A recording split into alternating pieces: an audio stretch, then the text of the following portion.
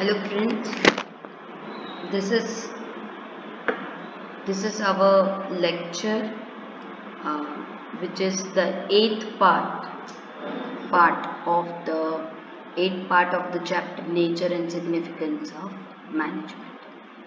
Okay, let us revise the previous parts, that is the functions of management. We have already discussed about planning, organizing, staffing, directing and controlling, and now we will be doing coordinating. Also, one more thing friends, uh, there are many comments from you guys that you want my explanation to be little bit in Hindi also. So from today's lecture I will be explaining a little bit in Hindi also and as well as English. Okay. Friends, also I will be providing this PPT at the end of the chapter. That is, after I complete my chapter, I will be providing this PPT to you guys, and you guys have to maintain your books. You guys have to write all the questions and answers from the exercise. You will be getting all the answers from this PPT of all the questions in the exercise. Okay, so let us proceed. Functions of management. Okay, coordinating. Acha, you guys must have performed in your annual day function, correct? If there is a dance performance and there are 8 students in that performance, okay, and one is doing some step and other one is doing some other step, uh, the some other one is doing something like totally different, then how will the performance look like? It will not look nice. Yes. Yeah, why? Because there is no coordination between the students participating in the song. There should be some kind of coordination while they are performing the song. Just like the performance, dance performance, it is also very important to have coordination in every organization. There should be coordination even in house management. There should be coordination even in school management. There should be coordination any kind of business organization also, any kind of social organization also. Student, coordination की ज़रूरत हर जगह होती है. School में भी होती है, घर पे भी होती है, किसी बिजनेस ऑर्गेनाइजेशन में भी होती है. जैसे कि घर पे अगर पापा जॉब कर रहे हैं और मम्मी सारा घर संभाल रही है, हाउस वाइफ है, तो पापा जो पैसे ला रहे हैं उसमें से मम्मी को सब खर्चे वगैरह करना है. तो दोनों के बीच में कोऑर्डिनेशन होना बहुत ज़रूरी है. अगर पापा 30,000 40,000 मान लो फॉर एग्जांपल लेकर आ रहे हैं, और अगर मम्मी मंथली एक्सपेंसेस जो है वो 60 या 70 हज़ार तक लेकर जाए तो फिर घर चलना बहुत ही मुश्किल हो जाएगा. तो दोनों के बीच में कोऑर्डिनेशन बहुत ज़रूरी होता है. वैसे ही हर जगह कोऑर्डिनेशन बहुत ज़्यादा ज़रूरी होता है. किसी डांस परफॉर्मेंस में कोऑर्डिनेशन ज़रूरी होता है. किसी भी यू कैन से कोई भी ऑर्गेनाइजेशन, उसमें कोऑर्डिनेशन होना बहुत ज़्यादा ज़रूरी होता है. प्लानिंग से लेकर कंट्रोलिंग तक जो भी हम मैनेजरियल फंक्शंस करते हैं उन सब में कोऑर्डिनेशन होना बहुत ज़्यादा ज़रूरी होता है. Coordination is required at every stage of management. Management के हर स्टेज पर कोऑर्डिनेशन की ज़रूरत पड़ती है. Coordination is necessary from planning to controlling. Planning से लेकर कंट्रोलिंग तक कोऑर्डिनेशन ज़रूरी होता है.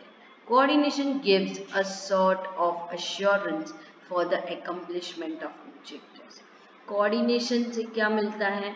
एक एक दिलासा मिलता है कि हम अपने ऑर्गेनाइजेशन के ऑब्जेक्टिव्स जो है, अपना जो गोल है, वो हम आसानी से अचीव कर पाएंगे.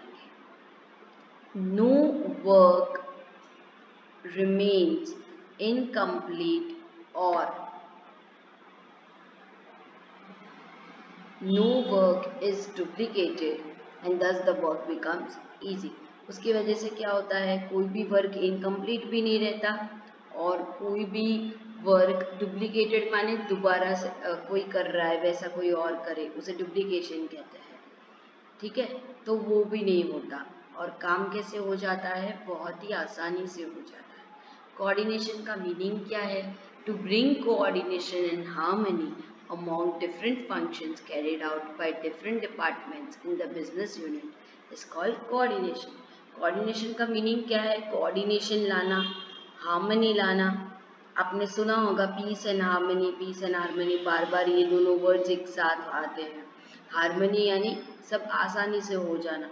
किसके अंदर? Among different functions carried out by different departments. अलग अलग डिपार्टमेंट के अलग अलग फंक्शंस के अंदर इन द बिजनेस यूनिट के अंदर इज कॉल्ड कोऑर्डिनेशन. उसे हम क्या कहते हैं? कोऑर्डिनेशन कहते हैं. हमें कोऑर्डिनेशन की कैरेक्टरिस्टिक्स भी पढ़नी है. कोऑर्डिनेशन की सबसे पहली कैरेक्टरिस्टिक क्या है? Coordination is required for all activities. सारी एक्टिविटीज में कोऑर्डिनेशन होना बहुत जरूरी होता है. प्लानिंग से लेकर कंट्रोलिंग तक की मैनेजमेंट की जितनी भी एक्टिविटीज है, उन सब में कोऑर्डिनेशन होना बहुत ज़रूरी होता है. अगर मैनेजमेंट प्रोसेस में कोऑर्डिनेशन नहीं होगा तो हम अपने ऑब्जेक्टिव्स अचीव कर पाएंगे नहीं. Coordination is required at every level of management. Management के हर लेवल में कोऑर्डिनेशन की ज़रूरत पड़ती है. Success of coordination depends upon effective communication. क्या होता है इफेक्टिव कम्युनिकेशन? कम्युनिकेशन क्या होता है? आप एक दूसरे को अपना मैसेज जो है वो ट्रांसफ़र करना. जैसे कि एक बंदे से दूसरे बंदे तक जब मैसेज ट्रांसफ़र होता है तो उसे क्या बोलते हैं? कम्युनिकेशन. इफेक्टिव कम्युनिकेशन क्या होता है कि जब समझो कि मैं किसी से बात कर रही हूँ, किसी को मैसेज ट्रांसफ़र कर रही हूँ, तो सामने वाला बंदा मैं जिस सेंस में बोलना चाह रही हूँ, मैं जो मैसेज देना चाह रही हूँ, उसी मीनिंग में सामने वाला बंदा उस मैसेज को ले, उसे क्या बोलते हैं? इफेक्टिव कम्युनिकेशन बोलते हैं. Coordination is not possible without cooperation. Cooperation के बिना तो कोऑर्डिनेशन बिल्कुल भी पॉसिबल ही नहीं है. कोऑपरेट करना क्या होता है? एक दूसरे का साथ देना. ठीक है. Cooperation of employees engaged in different activities is necessary to maintain coordination among various activities of the organization. Optimum utilization of business resources is possible due to coordination. क्या होता है optimum utilization? मैंने आपको पहले भी एग्जाम्पल देकर समझाया था. जैसे कि आपकी मदर है, सबसे पहले जब हम नए नए कपड़े लेकर आते हैं तो मम्मी क्या बोलती है? अच्छे अच्छे ओकेशन पर ही वो कपड़े पहनने, आप एवे ही घर पे वो कपड़े मत पहनो. जब वो कपड़े थोड़े से पुराने जैसे हो जाते हैं तब मम्मी क्या बोलती है? अभी से घर में निकाल देना चाहिए. तो आप वो कपड़े घर पे पहनते हो. फिर जब और भी खराब कंडीशन में हो जाते हैं तो मम्मी क्या बोलती है? ये मुझे दे दो, मैं इसे बर्तन वगैरह पोंछने का कपड़ा, गीले बर्तन पोंछने के लिए यूज़ करूँगी. वो इस तरीके से यूज़ करती है. फिर वो देखती है कि कपड़ा और भी खराब होने लगा है. फिर वो क्या करती है? उसका पोछा बनाती है. क्या करती है? पोछा बना देती है. और जब पोछा भी बहुत ही ज़्यादा खराब हो जाता है तब वो फेंक देती है. इसको क्या बोलते हैं? Optimum utilisation of resources. जो भी रिसोर्स माँ को मिलता है, माँ क्या करती है? उसका ऑप्टिमम यूटिलाइजेशन करती है. उसी तरीके से बिजनेस में भी ऑप्टिमम यूटिलाइजेशन होना बहुत ज़्यादा ज़रूरी होता है. Coordination is a part of every activity of management. Therefore, coordination is considered soul of management. Soul of management क्या होता है? आत्मा, यानी मैनेजमेंट की आत्मा। कोऑर्डिनेशन जो है वो हर एक एक्टिविटी में, मैनेजमेंट की हर एक एक्टिविटी में ज़रूरी होता है। तो कैरेक्टरिस्टिक्स के 6 पॉइंट्स हम रिवाइज कर लेते हैं। सबसे पहले पॉइंट में क्या है कि हर एक एक्टिविटी में कोऑर्डिनेशन की ज़रूरत होती है, प्लानिंग से लेकर कंट्रोलिंग तक। दूसरा क्या है? मैनेजमेंट के हर एक लेवल में कोऑर्डिनेशन की ज़रूरत होती है। तीसरा क्या है? Effective communication. कोऑर्डिनेशन का सक्सेस किस पे डिपेंड करता है? इफेक्टिव कम्युनिकेशन पे। फोर्थ पॉइंट क्या है?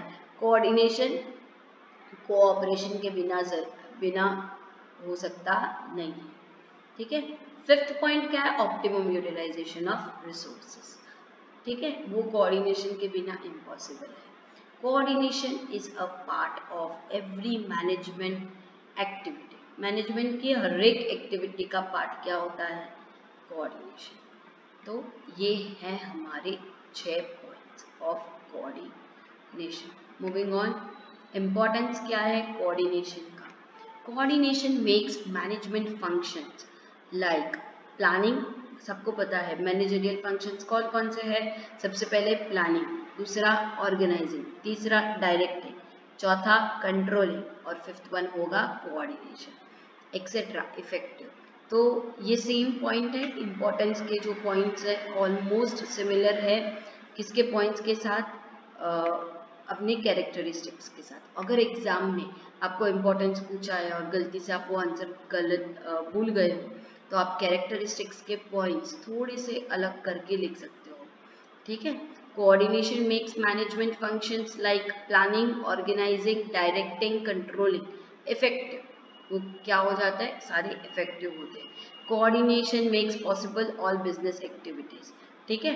Coordination does not leave work incomplete and no possibility of duplication of work. यहाँ कोऑर्डिनेशन की वजह से कोई भी काम अधूरा नहीं रहता और डुप्लीकेशन ऑफ वर्क होता नहीं है। डुप्लीकेशन ऑफ वर्क का एक मीनिंग ये भी होता है कि मैंने ये काम किया और किसी और ने भी ये काम किया, दो लोगों ने ये काम किया है तो फिर उसका कोई मीनिंग होता नहीं है।